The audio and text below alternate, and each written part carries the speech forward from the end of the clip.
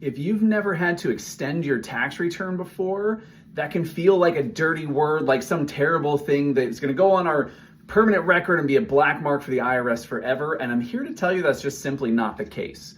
Now, before we get into more of the specifics about extending a tax return, my preference is that we get tax returns done by the April 15th deadline. As I work with taxpayers alongside financial advisors, I strongly encourage that wherever we can, we get things done by that initial filing deadline. And for us, that looks like 80 or 90% of our clients that are getting filed by April 15th, because then we get to close the chapter on the prior year and we get to be proactive for next year. It gets really tough to be proactively planning for the future when we're still trying to close out what happened in the most recent calendar year.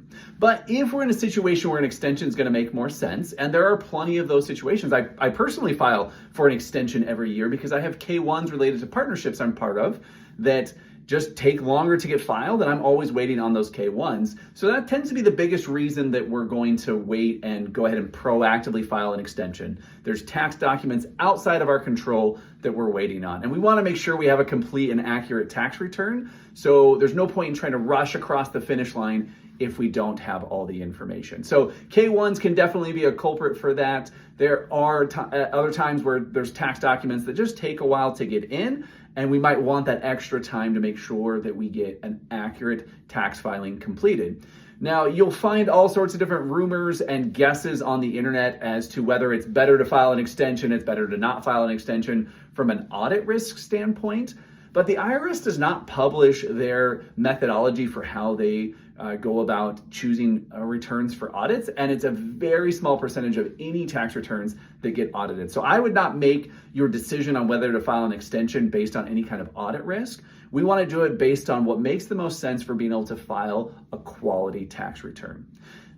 One of the most important things to keep in mind with extensions, however, is that we do not get an extension on when our taxes are due.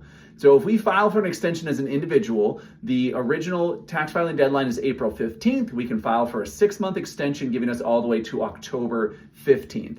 But if we owe taxes, they're still due on April 15th, which quite often can mean that we're completing a portion or most of the tax return by April 15th anyways, and we're just guessing at what the difference is so that we can make a payment with that extension. Because if we wait until October and file our tax return and we have a large payment due, we're gonna pay underpayment penalties and interest on that 6-month period where we didn't make that payment. So really important distinction there. It's an extension of time to file, not an extension of time to pay. So if we're gonna file that extension, gotta make sure that we're paying any necessary taxes in April.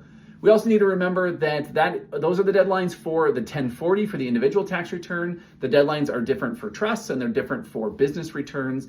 And each separate return we file needs its own extension. So if we're dealing with multiple types of returns, probably a good idea to be working with a licensed professional who specializes in those areas to make sure we get those things all done correctly. One last thing on the individual side. A lot of state returns will follow the federal rules, but you want to make sure you know for your specific state if a separate extension is required or if we can just file the federal extension and be covered by it. So, like I said, for most of the individuals I work with, I'm going to start by encouraging that we get things done by the initial filing deadline, if at all possible. But if we're waiting on K-1s, if life just happens to us and we're not going to get around to filing our tax return, might be a good reason to go ahead and extend and wait until we finish it.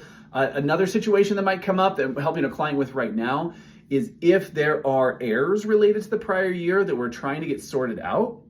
We had a situation with a client whose custodian made an error in their IRA account and the custodian has acknowledged it. They're trying to get it corrected. And my preference is to extend the return and wait for that correction to happen so the return gets filed correctly the first time. Amending returns right now is a very lengthy process. We have amended returns out there right now that are over 12 months in processing for things that we see as relatively straightforward. The IRS is rather backlogged when it comes to these things. And so if we can avoid an amendment, it's going to be in our favor. So there's times where filing that extension to give us a little bit more time for things to settle out can again make a lot of sense because there's nothing inherently bad about filing an extension. Like I said, I do one myself every year. So we just want to look at what gives us the best opportunity to file a quality and accurate tax return, and that's the path we're going to go down. Happy tax planning.